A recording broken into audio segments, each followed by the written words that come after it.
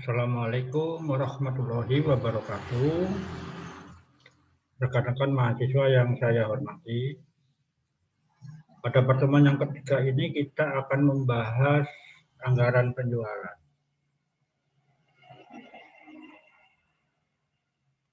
Anggaran penjualan itu adalah rencana kerja perusahaan di masa yang akan datang pada suatu kurun waktu tertentu, 1 tahun ya, di bidang penjualan.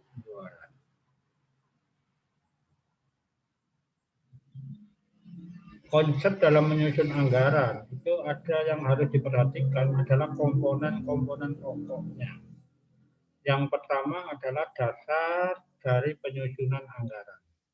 Yang pertama, sebelum anggaran itu disusun, maka perusahaan itu sudah harus menyusun tujuan perusahaan.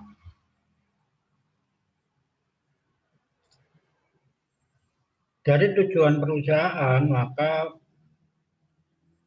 selanjutnya bisa dilanjutkan dengan menyusun strategi perusahaan. Yang ketiga adalah menyusun forecast penjualan atau ramalan penjualan. Ketika menyusun anggaran penjualan, maka secara otomatis kita itu harus menyusun anggaran promosi, anggaran biaya-biaya yang terkait dengan penjualan, serta rencana pemasarannya. Rencana pemasaran ini seperti produk itu akan dipasarkan di mana? Di Jawa Timur kah? Ataukah seluruh Indonesia? Ataukah secara global? Itu adalah rencana pemasaran.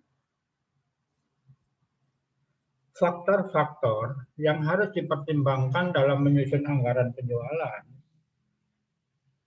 itu sangat terkait dari kompleksitas dari perusahaan itu. Misalnya perusahaan lokal Jawa Timur itu faktor pertimbangannya tidak serumit dengan jika dibandingkan dengan perusahaan pada tingkat nasional. Begitu juga faktor yang harus dipertimbangkan ketika perusahaan itu mau menjual produknya secara global. Sehingga karakteristik pasar yang dihadapi itu juga berbeda-beda.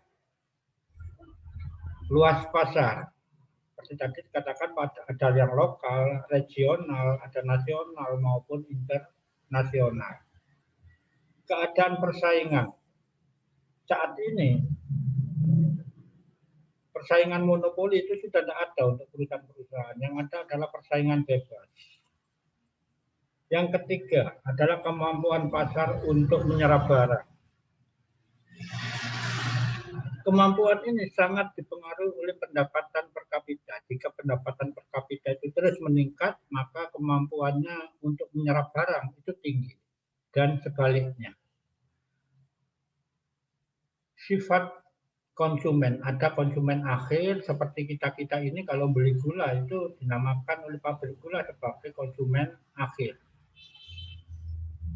Konsumen industri. Ketika gula itu dijual ke Coca-Cola, maka Coca-Cola itu termasuk konsumen industri. Kemampuan finansial, ini sudah pasti mutlak sekali. Kemampuan membiayai riset pasar. Konsumen itu harus diriset. Sebab konsumen itu ada yang potensial, ada yang sudah real. Nah, untuk mengembangkan pasar, maka perlu dilakukan riset pasar untuk pelanggan potensial. Kemampuan biayai usaha-usaha untuk mencapai target penjualan. Ya, pemasaran tadi ya. Terus kemampuan membeli bahan mentah atau bahan baku. Mahasiswa yang saya hormati,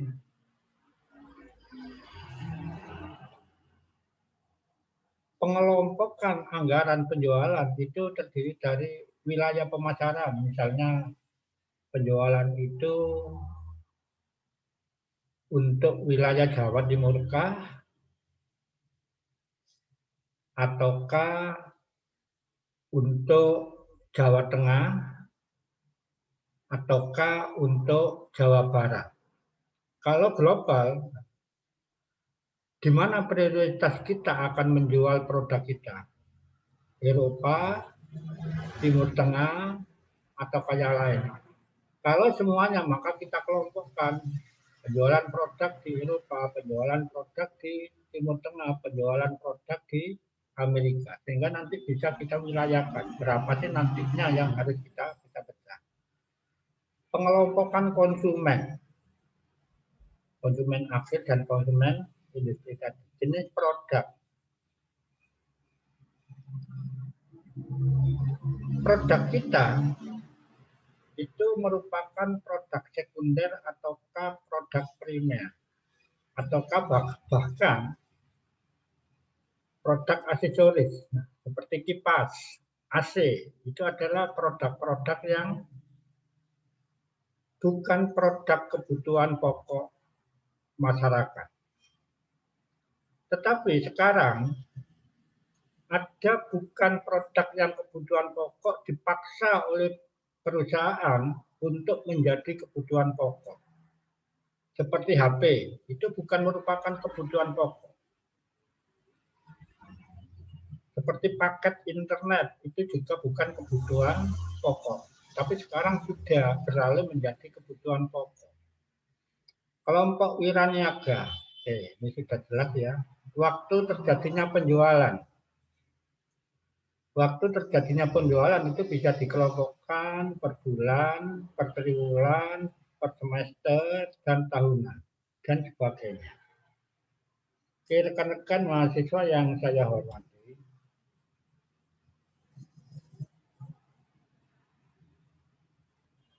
ada beberapa hal yang harus diperhatikan ketika menyusun anggaran.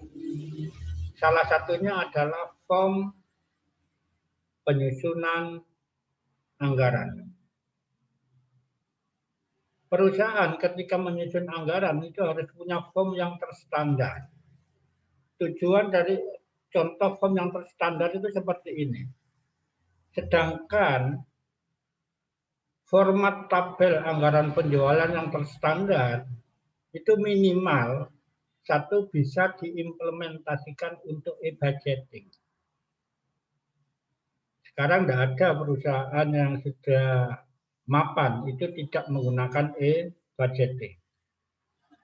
Hampir semua perusahaan menggunakan e-budgeting. Yang kedua, dari format tabel anggaran penjualan itu bisa berhubungan langsung dengan penyusunan laporan keuangan. Yang ketiga, bisa digunakan sebagai alat penilaian kinerja. Contohnya adalah ketika dianggarkan kuantitas penjualan itu 100 dan dibagi untuk setiap periode itu menjadi 30, 40, 40. Untuk periode pertama tadi 30. Maka ketika periode pertama selesai, maka dilakukan evaluasi. Apakah target penjualan 30 itu tercapai atau tidak? Itu dinamakan penilaian kinerja. Bisa juga digunakan sebagai alat pengendalian. Untuk mencapai target penjualan, maka diperlukan pengendalian. Baik itu untuk mengendalikan target supaya tercapai, juga digunakan untuk mengendalikan biaya-biaya yang terkait dengan penjualan supaya efektif dan efisien. Sebagai alat koordinasi, ini sudah pasti. Format anggaran penjualan yang terstandar di sini harus ada nama perusahaan. Terus juga harus ada tahun anggaran. Kita misalkan di sini adalah tahun anggaran 2021. Harus ada kode mata anggaran. Kode mata anggaran ini bisa digunakan sebagai alat kinerja, penilaian alat kinerja maupun alat pengendalian. Harus mencantumkan juga unit kerja. Untuk anggaran penjualan, unit kerjanya adalah bagian penjualan. Unit kerja di situ juga harus punya kode unit kerja. Fungsinya sama, untuk menilai kinerja dari unit kerja terkait dengan anggaran penjualan. Juga harus ada sub unit kerja. Karena di bagian penjualan itu kan juga harus dibagi-bagi. Seperti tadi ada pembagian berdasarkan wilayah, ada pembagian berdasarkan wiraniaga. Mana yang dipilih oleh perusahaan silakan. Juga ada kode sub unit kerja, fungsinya sama, untuk menilai kinerja sub unit kerja. Di sini ada nomor biasa, nomor urut dari suatu kegiatan. Di sini ada nomor kegiatan, di tanda kurung ada R dan NR. R di sini namanya kegiatan rutin, kalau NR adalah kegiatan non rutin. Ada nomor akun. Penjualan secara akun, kita misalkan kode akunnya adalah 4010 untuk kode penjualan. Dan nantinya ketika penjualan itu terrealisasi, maka bagian keuangan maupun akuntansi tinggal menginput kode ini, sudah tahu berapa sih kuantitas yang dijual dan berapa rupiah yang dihasilkan untuk setiap periode. Bisa juga pada setiap saat terjadi realisasi penjualan. Di dalam form ini maka harus ditandatangani oleh pimpinan unit kerja maupun pimpinan sub unit kerja. Rekan-rekan mahasiswa yang saya hormati, mari kita menginjak ke teknik penyusunan anggaran penjualan. Oke, kita misalkan ada kasus satu, yaitu PT Ejil mempunyai data penjualan 5 tahun untuk produk minuman sirup sebagai berikut. Tahun yang kita gunakan itu adalah tahun 2015, 2016, 2017, 2018, dan 2019. Di sini ada periode 1, 2, dan 3 maupun totalnya yang kita anggap sebagai setahun.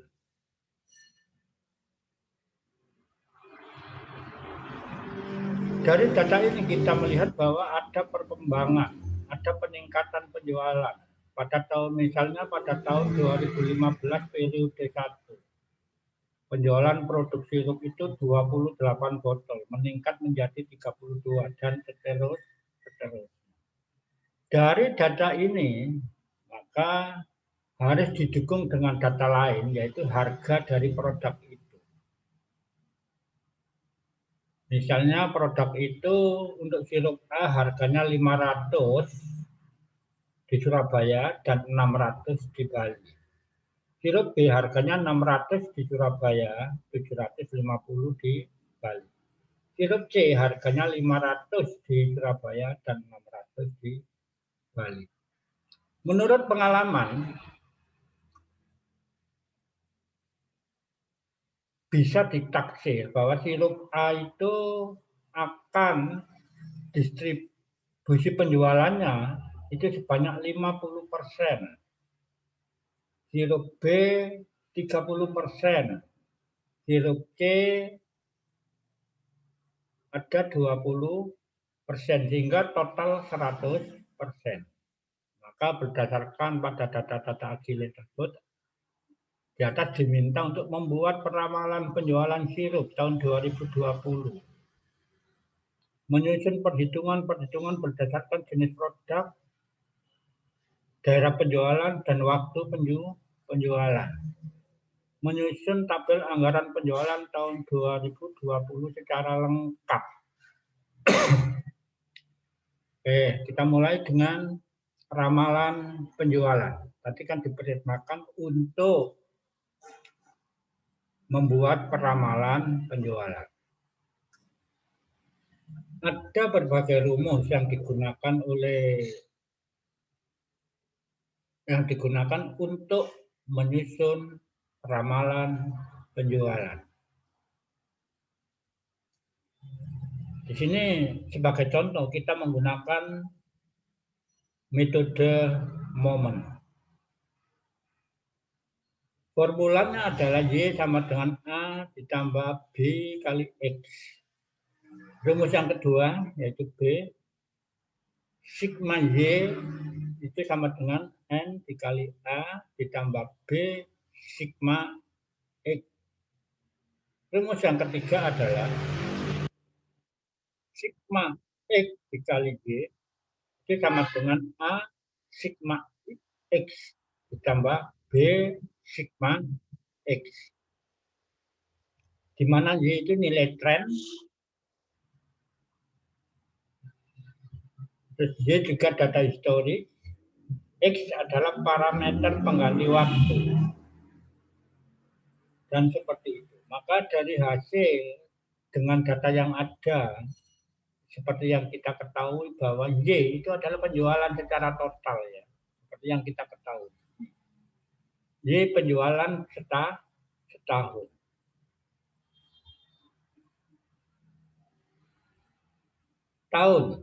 Tahun yang kita ambil tadi 15 sampai tahun 2019 itu jumlahnya 5. Jadi N itu sama dengan 5. X itu kita mulai dari 0. 0, 1, 2, 3, 4. Bukan dimulai dari 1, tapi dimulai dari 0. Maka sigma X itu ketemu 10. Y. Sigma Y itu ketemu 560. Jadi total penjualan untuk semua produk itu 560. X kuadrat. Ini kalau X biasa, ini X kuadrat. X kuadrat itu jumlahnya menjadi 30. X kali Y itu sama dengan 1197.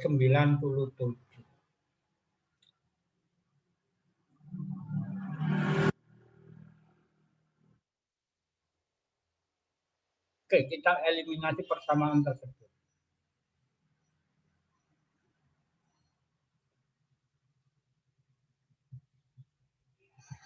Dari perhitungan-perhitungan ini diketahui bahwa A itu 96,6 dan B adalah 7,7.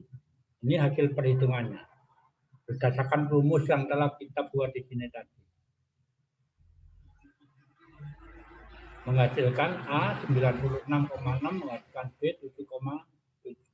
Dari perhitungan itu maka kita masukkan Y20 tahun 2020 itu adalah 96,6 ditambah 7,7 kali X. X itu apa? X itu tahun. Tahun tadi jumlahnya berapa? 5. Sehingga Y pada tahun 2020 itu 135.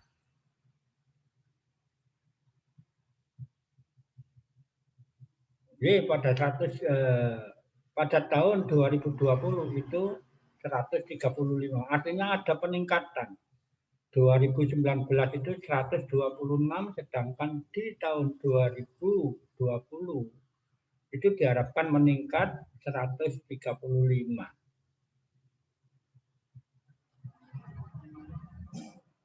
Itu adalah hasil dari ramalan penjualan.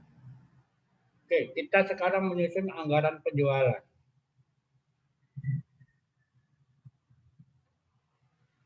Jadi secara total itu ada 135. Sedangkan proporsi penjualan untuk Surabaya dan Bali itu perbandingannya adalah 2:1. Kalau dimasukkan ke rumus itu adalah 2/3 dikali 135. Maka di wilayah Surabaya kebagian menjual 90 botol. Sedangkan di Bali kebagian menjual 45 botol. Untuk distribusi masing-masing daerah, seperti yang sudah ditetapkan tadi adalah untuk sirup A 50%, sirup B 30%, sirup C 20%. Dikalikan jumlah yang dijual di Surabaya, yaitu 90. Sehingga ada untuk A ada 45 botol, untuk sirup B ada 27 botol, untuk sirup C ada 18 botol untuk wilayah Surabaya. Sedangkan untuk wilayah Bali, sirup A 23 botol, sirup B 13 botol, sirup C ada 9 botol. Sehingga distribusi waktu penjualan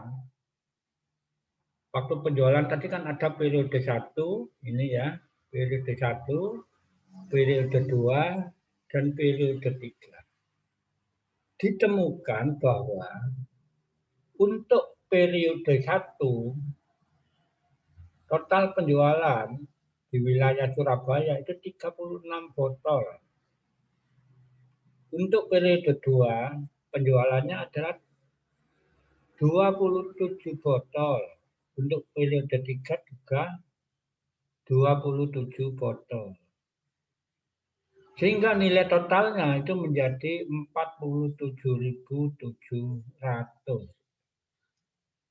Ini untuk distribusi berdasarkan wilayah.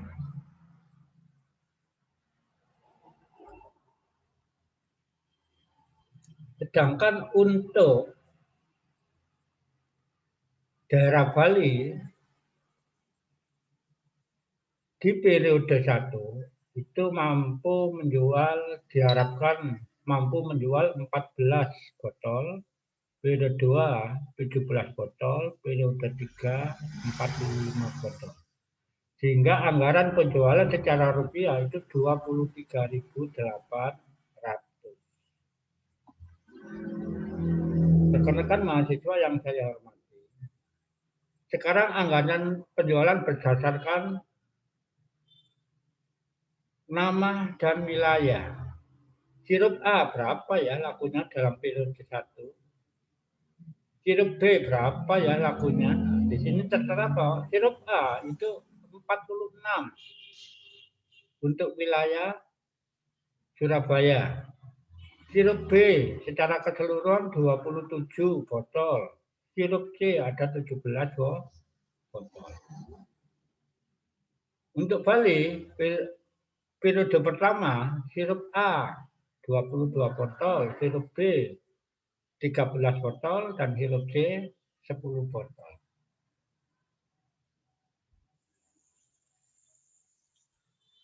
Dari data-data tersebut, mari kita susun anggaran penjualan dengan standar, dengan form yang standar. Sehingga diketahui untuk penjualan wilayah Surabaya, periode 1, totalnya tadi kan ada 46 untuk sirup A. Kuartal 1 18, kuartal 2 14, kuartal 3 14. Sirup B, dan begitu seterusnya. Dari data-data tadi, maka diisikan ke form anggaran yang terstandar.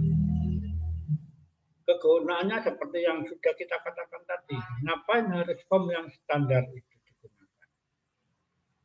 Demikian, semoga bermanfaat. Assalamualaikum warahmatullahi wabarakatuh.